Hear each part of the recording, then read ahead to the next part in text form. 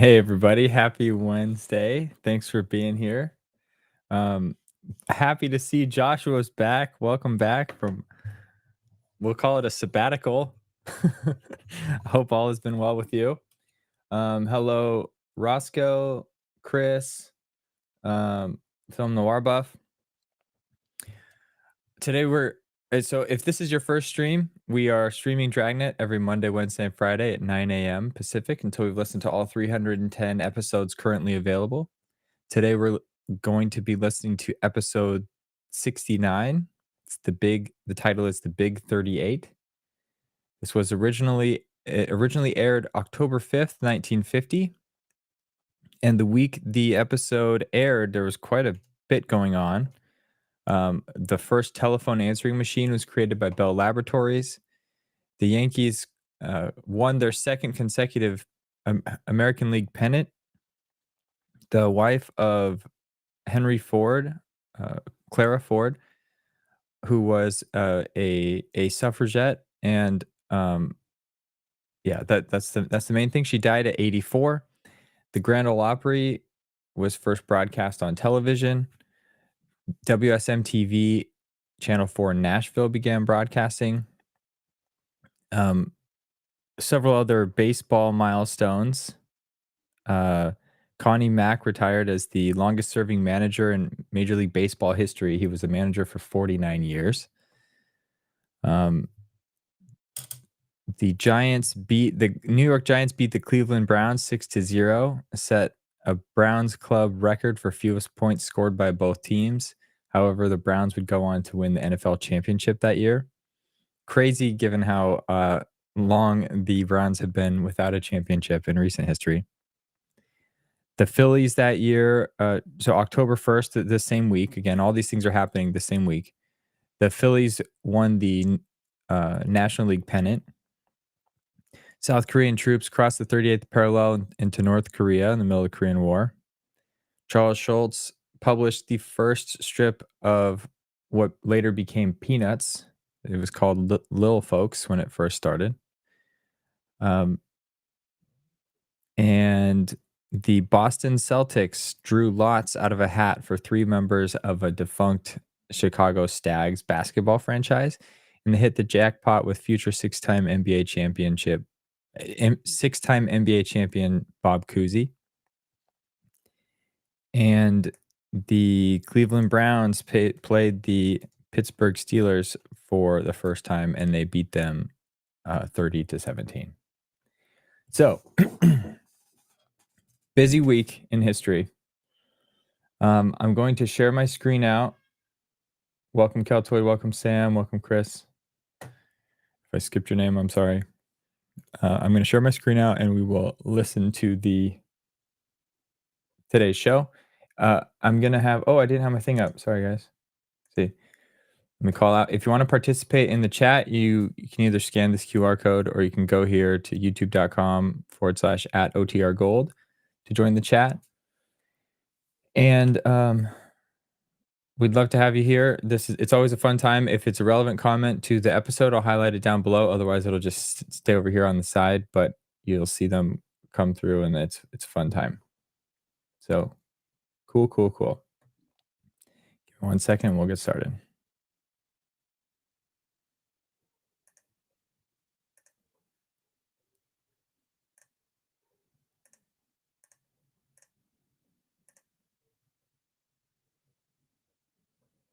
Hello and welcome to Dragnet from OTRGold.com.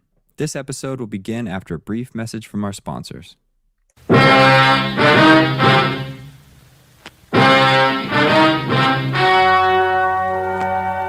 story you are about to hear is true. Only the names have been changed to protect the innocent. Fatima Cigarettes, best of all long cigarettes, brings you Dragnet.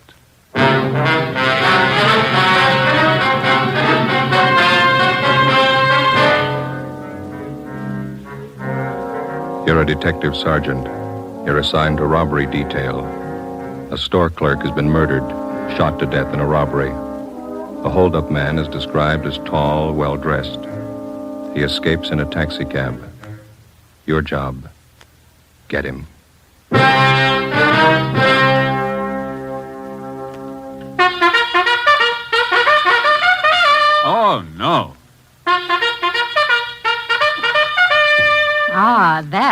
different. Yes, what a difference. In Fatima, the difference is quality. You see, Fatima is the quality king-size cigarette because it contains the finest Turkish and domestic tobaccos superbly blended. And Fatima is extra mild with a much different, much better flavor and aroma than any other long cigarette.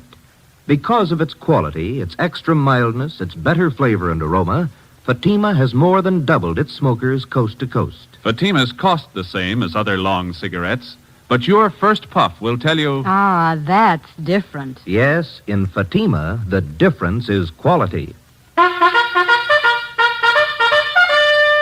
Ask your dealer for Fatima, the quality king-size cigarette.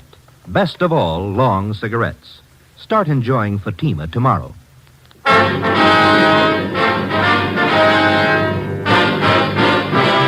Dragnet, the documented drama of an actual crime.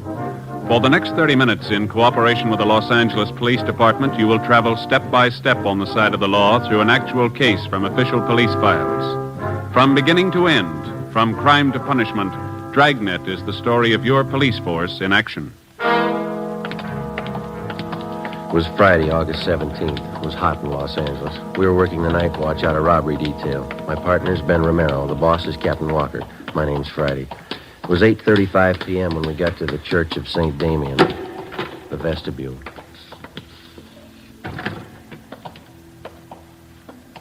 That must be her playing the organ. Yeah, I don't see any stairs. I wonder how you get up there to the loft. Looks like that might be the sexton over there. Well, let's ask her. Mm-hmm. Excuse me, sir. Yeah? We're looking for an Ernestine Matthews. Understand she's the organist here at the church. Well, that's her playing up there now, playing over a few pieces for Sunday. Could you tell us how to get up to the choir loft, sir? Surely, through that door over there. Follow the stairway straight up. Can't miss. Thank you.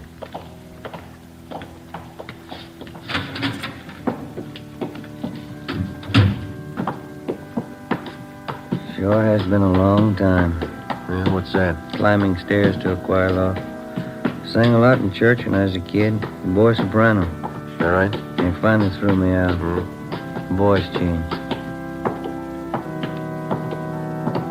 Yes, did you want something? Are you Mrs. Ernestine Matthews? Yes, did you come about the new choir books? No, ma'am. Police officers. Oh, can I help you? It's about your husband, Miss Matthews. Bert, what about him? Has Bert done something? He was hurt, ma'am. Oh, I don't understand. Bert's working at the store. What do you mean he was hurt? There was a holdup. Dear God, my husband. Was he hurt bad? Yes, ma'am. Where is he? I've got to go to him. Is he in pain? No, ma'am. What are you trying to say? Dear God, tell me the truth. Which hospital is he in?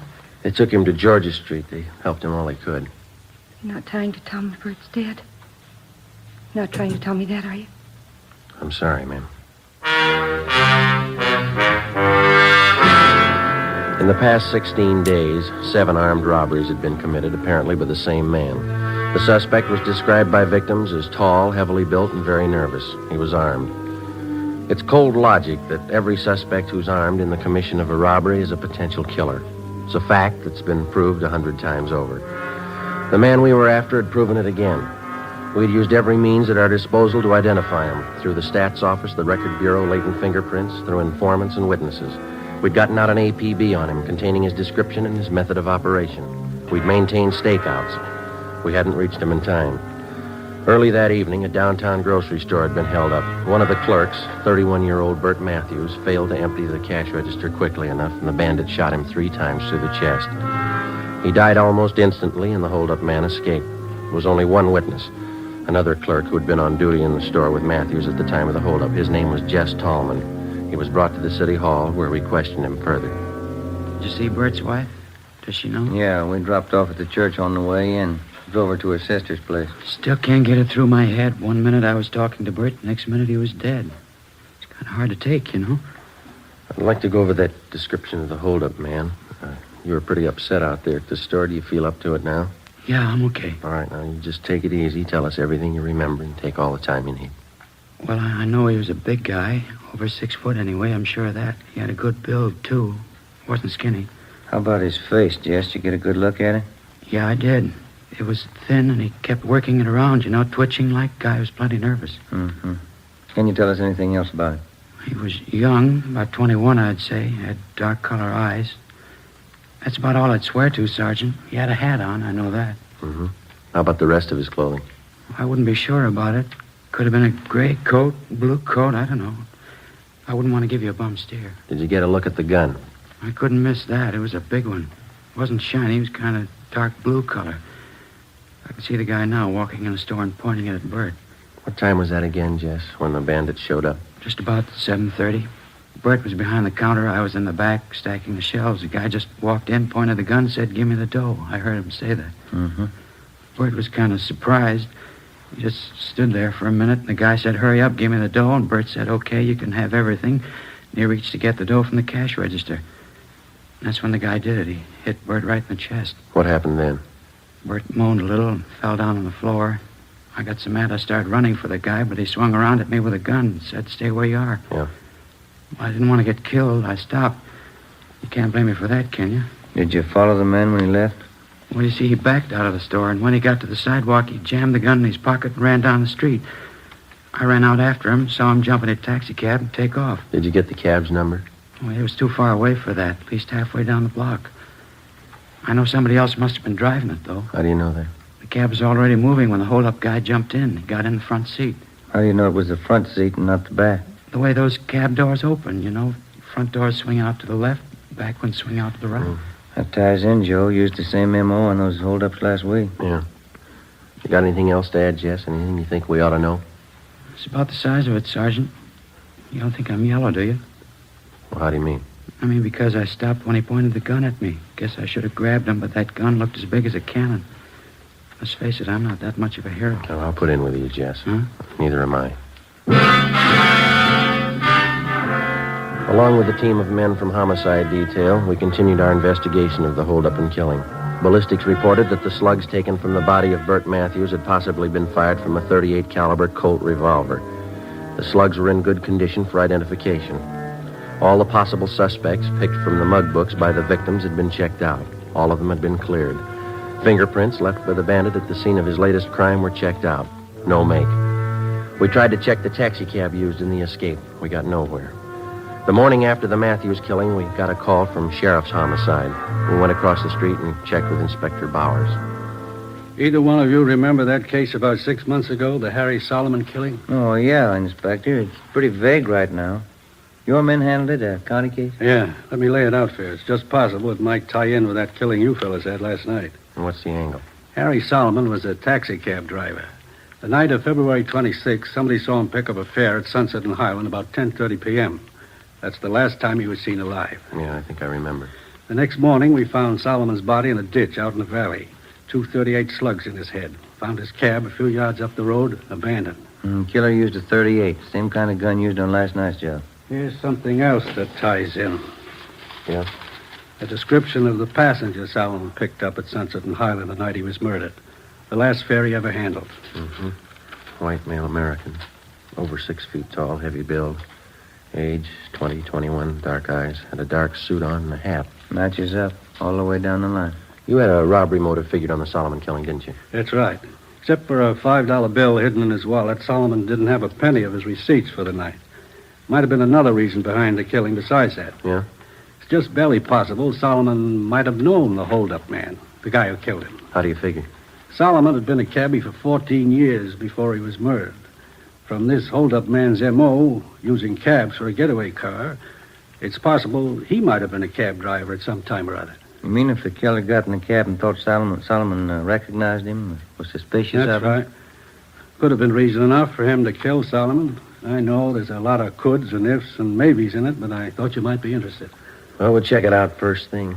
How are your men coming on the Solomon case? Progress is pretty slow. Well, we'll keep you posted on anything new. Fine. If we can help, let me know. Right. Bye.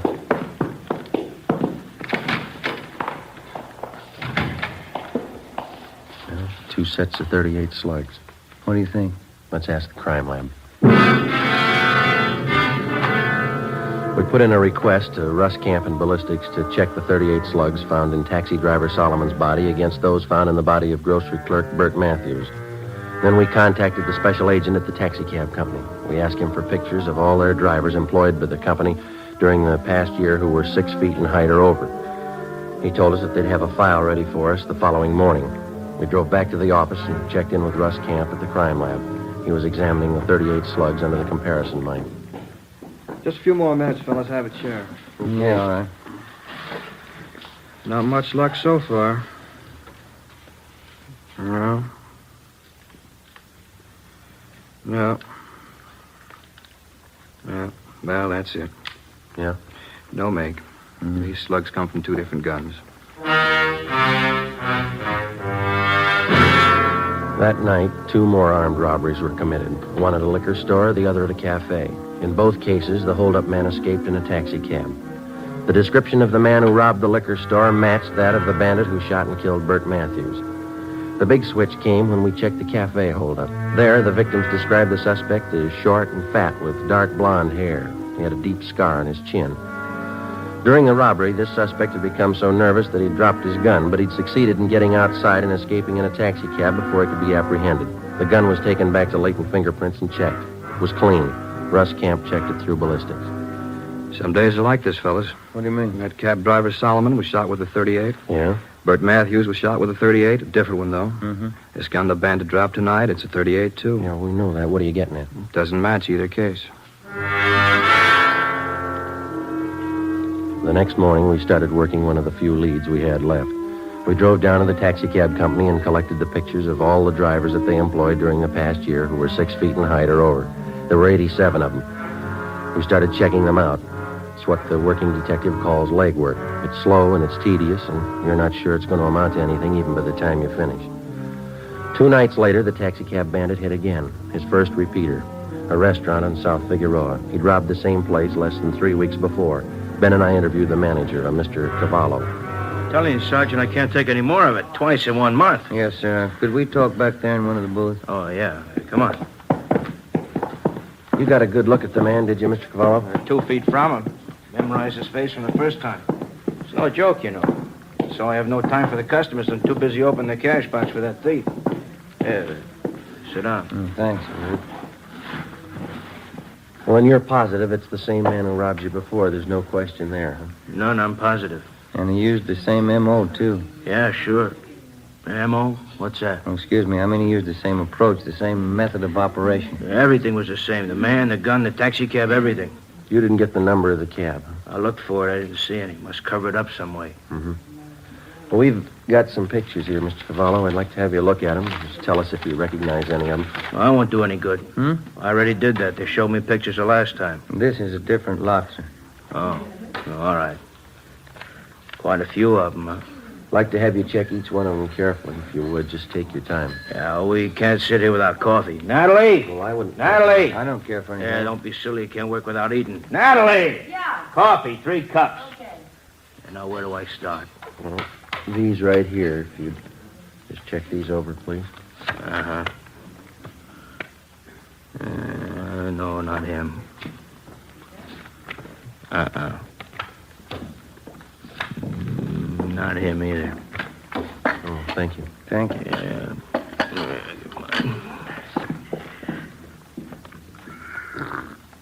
Oh, it's hot. No, not that one. No. Is that all? No, I have some more here. Oh. Hey, that's an ugly-looking guy, huh? Look at that scar. They look familiar? No. Better check with the skipper when we're finished here. Yeah, it's been a couple hours, hasn't it? That lousy, no-good thief. Sir? Right here, this one. That's the guy. You sure? I opened my cash box twice for him. I'd know his face in a million. Morris Copley, age 21. Description matches. Let's go, Ben. Thanks, Mr. Cavallo. It's only 40 minutes since the robbery. He's probably not even home yet. What can you do? We'll wait up. 10:30 p.m. We parked down the street from 527 Dayton Avenue, a 2-story white stucco apartment house.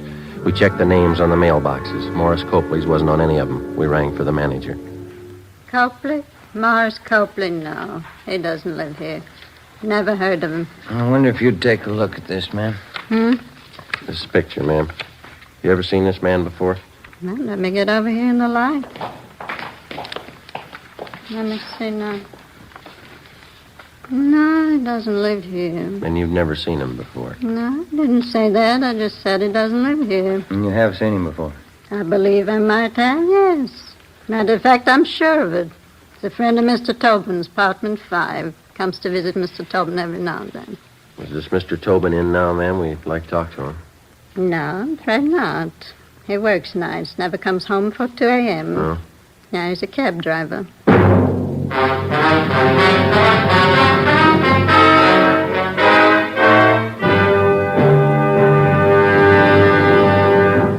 You are listening to Dragnet, authentic stories of your police force in action. Oh, no. Ah, that's different. Yes, what a difference. There's a difference you can hear, there's a difference you can see, but the difference in Fatima is quality. Yes, friends, when you compare long cigarettes, you'll find that in Fatima, the difference is quality. Quality of tobaccos, the finest Turkish and domestic varieties, extra mild and superbly blended to give you a much different, much better flavor and aroma than any other long cigarette. Quality of manufacture. Smooth, plump cigarettes, rolled into the finest paper money can buy. Quality even to the appearance of the bright, clean yellow package, carefully wrapped and sealed to bring you Fatima's rich, fresh, extra mild flavor. Fatimas cost the same as other long cigarettes, but your first puff will tell you, Ah, that's different. Yes, in Fatima, the difference is quality. Ask your dealer for Fatima, the quality king-size cigarette. Best of all, long cigarettes. Start enjoying Fatima tomorrow.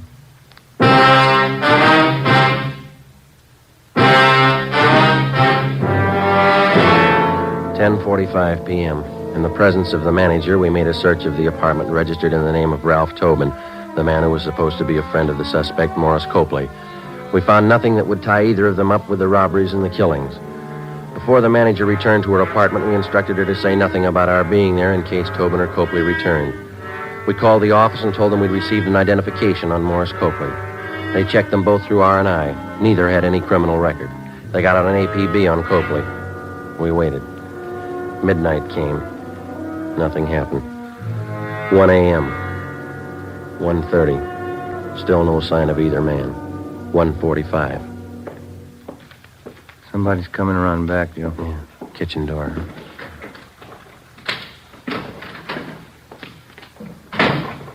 Maury, you back already? Hold it right there, mister. Police officers. Oh, Fanny. Who are you? Is this a stick-up? Police officers. He's clean, Joe. What's it all about? What do you want? You Ralph Tobin? That's right. This is my apartment. You know a Morris Copley? Copley? Yeah, I know him. You looking for him? He's not here. We know that. Where is he? Wish I knew. I'm looking for him, too. He owes me money. Copley's a pretty steady visitor here, is that right? He was till I lent him that $65. Haven't seen him since. He took off. When was that? When? About 2 weeks ago. Yeah, just about. Look, you mind if I sit down? I'm a little nervous. Go ahead. Kind of upsets you, you know. Why are you looking for Maury? I'd like to have you repeat what you said when you came in that door. What I said? I asked who you were, didn't I? No, I mean before that. Say, I don't think I know what you're getting at, officer. You said, Maury, you back already? Not what you said. Yeah, I guess I did. I guess I thought Maury came back to pay me the $65 he borrowed. You didn't make it sound like that, Tobin. I got the idea you were expecting. Expecting him? No, I haven't seen Maury in 2 weeks, maybe 3. He took me for $65. All right, that's enough small talk, mister. Now, Copley's in deep. You're going to match him if we don't get a straight story. There's some cans of beer in the refrigerator. Let's have one around, Skip the beer. Where's Copley? I'll swear on the Bible if you want me to. I don't know. Look, if Maury pulled anything heavy, I'm not in on it. Ben, you want to check with the manager? Ask her when's the last time she saw Copley here. Yeah, right. Now, wait a minute, officers. I want to cooperate. If Maury's in deep, that's his fault, not mine. That's right, isn't it? That's right. Now, where is he? I don't know. That's the truth. I'll tell you something else. I wasn't squaring. I saw Maury early tonight, 6 o'clock. Came here and borrowed another $5 from me. But you don't know where he is now? No. Said, sure like a can of beer if you don't All mind. right, sit still. I'll get it for you. You sure you won't have one? No, not me. No, thanks. I don't want him. There you go. Good cold beer. I like it when I get nervous. It always calms me down. Say, Tobin, Yeah, officer? you haven't taken your hat off. Oh, I was nervous. I guess I forgot. There. Your hair always been dark blonde? Since I was a kid, yeah, why? How about that scar on your chin? It's a pretty deep one. Beer's sure good. I asked you about the scar. It's kind of embarrassing. I got a little high one night. Fell off a merry-go-round. Big night. Now I've heard everything. We had a robbery report a couple of nights ago, Tobin. Holdup man was just about your height and weight. Yeah? Dark blonde hair. Had a scar on his chin, too. I'm afraid you got a wrong slant, officer. I worked my cab every night of the week. Wasn't me. Mind if we have a look at your car outside? How'd you know I had a car? We didn't. Let's give it a look, shall we? Why do you want to look at it? You haven't anything to hide, have you? Of course not. I'm not like Maury. He's always in trouble, always on the lam. You'll probably think it's funny when you check the glove compartment in my car. Will we? Yeah, you will. Why's that? Keep a gun in there. You know how many cab drivers get shot. A guy can't be too careful. What kind of gun do you have, Tobin? Revolver, regular revolver. What caliber? 38. Why? 2:30 a.m. We searched his car, picked up his 38 caliber revolver, and then we drove Ralph Tobin back to the office where he was detained for questioning. We had a stakeout placed in his apartment. Russ Camp and ballistics checked Tobin's gun against the slugs which had taken the lives of Harry Solomon and Bert Matthews. It was found beyond the question of a doubt that his gun had been used in the Solomon killing. We confronted Tobin with the evidence. He started talking. He told us that Copley was responsible for the murder of both Solomon and Matthews, that Copley had borrowed his gun for the Solomon job. In all the robberies except one, he described himself only as the accomplice. He drove the getaway taxi cab. The only occasion he tried to handle the actual holdup was at the cafe, where he became so nervous that he had dropped his gun. Before he was booked on suspicion of murder, Tobin told us that Morris Copley still had 238 revolvers in his possession. He insisted he had no idea where Copley was. Ben handled the questioning while a stenographer took Tobin's statement. I contacted Inspector Bowers and informed him of our progress. 11 a.m. I got back to the squad room. All right, did you check back through that personnel record we got from the cab company? Yeah, I got half an idea, I think. Yeah? See here on Copley's application for the job? No, sure, we checked out all those references. They don't go anywhere. No, I mean this right here. Married, yes. Children, one daughter. Age 4 months. Well, this application's dated May 6th. That means his baby was born in February. Yeah, sure. Copley was working here then, so it's 10 to 1 the baby was born in a local hospital. That's what I mean. If we find the right hospital or the doctor, they could lead us to him. There's the phone book. Let's go. From noon until 4 p.m., we called every hospital, sanitarium, clinic, and rest home listed in the book. The answers were the same. No record of confinement for a Mrs. Morris Copley. Well, seemed like a good idea. Who are you calling now? Well, we've got one more, the county hospital. Well, this is Sergeant Friday, Police Department, Robbery Detail. Yes. I'd like to find out if you have any record of confinement for a Mrs. Morris Copley. No, that's Copley. C as in Charlie. Yes, thank you. Might have sent his wife out of town to have a baby. That's possible. Yeah. 1118. Thank you. 1118 Rochester, Copley's aunt. Let's go. 4:30 p.m. Together with Olson and Thaxter from Homicide Detail, we drove out to 1118 Rochester Avenue in the Crenshaw district. The house was vacant. From a neighbor, we learned that Copley's aunt had moved 2 weeks before. We got her address from one of her friends in the neighborhood and finally located her at work in a beauty shop on Melrose Avenue. We posed as traffic investigators. The aunt told us she thought we could find her nephew Morris at home, an address on East 13th Street. 6 p.m. We located the house and parked the cars a half a block away. As we approached the house on foot, we saw a light burning in one of the windows on the left side of the house. Thaxter and Olson covered the back. At a given signal, they entered the back door. Ben and I went through the front. It's empty. Yeah. Thaxter! Nothing back here, Joe. Empty. That's great. Looks like somebody passed him a tip-off just in time. Look at the mess this place is in. We got out in a hurry, all right. Hey, what's going on here? What do you men think you're doing? Police officers, your name? Silvera, one of the neighbors. You looking for the Copleys? When'd they leave? 20 minutes ago, I guess, in an awful hurry. What's the trouble? You know where they were going? Well, no, but you might try Mr. Copley's aunt. She lives over in Rochester. They're not there. Well, have you tried his sister's house? 6:45 p.m. The neighbor, Silvera, directed us to the home of Morris Copley's sister, a small frame cottage on the edge of Beverly Hills. The lights were on in the living room, but the shades were drawn. Thaxter and Olson made their way quietly around to the back. Ben and I went up the front steps and rang the bell.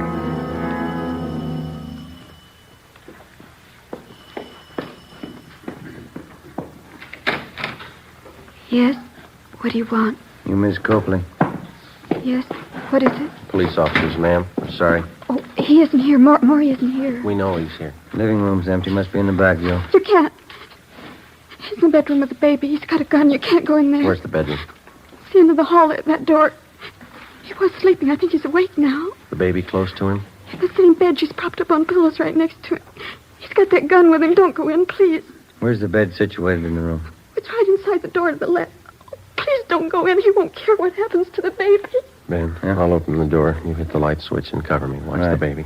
You better stay here, Miss Copley. Your baby won't get hurt. Let's go. All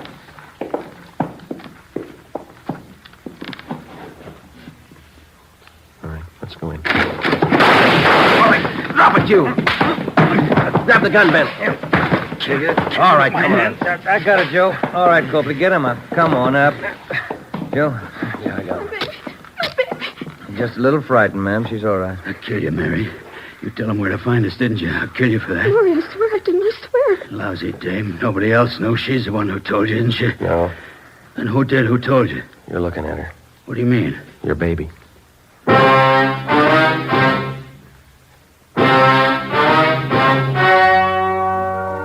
The story you have just heard was true.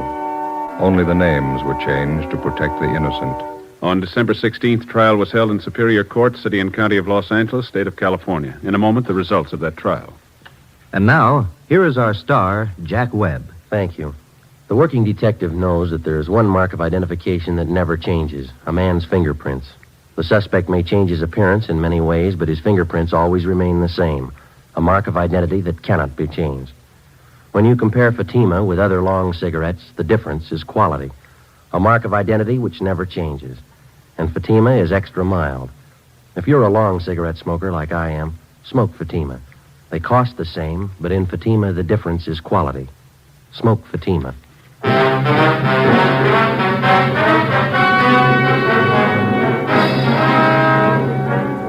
Morris John Copley and Ralph Edward Tobin were tried and convicted of murder in the first degree, 2 counts. They were both sentenced to be executed in the lethal gas chamber of the state penitentiary, San Quentin, California. You have just heard Dragnet, a series of authentic cases from official files. Technical advice comes from the Office of Chief of Police W.H. Parker, Los Angeles Police Department. Fatima Cigarettes, the best of all long cigarettes, has brought you Dragnet, portions transcribed from Los Angeles. Coming up, We the People. Tomorrow, enjoy The Life of Riley on NBC.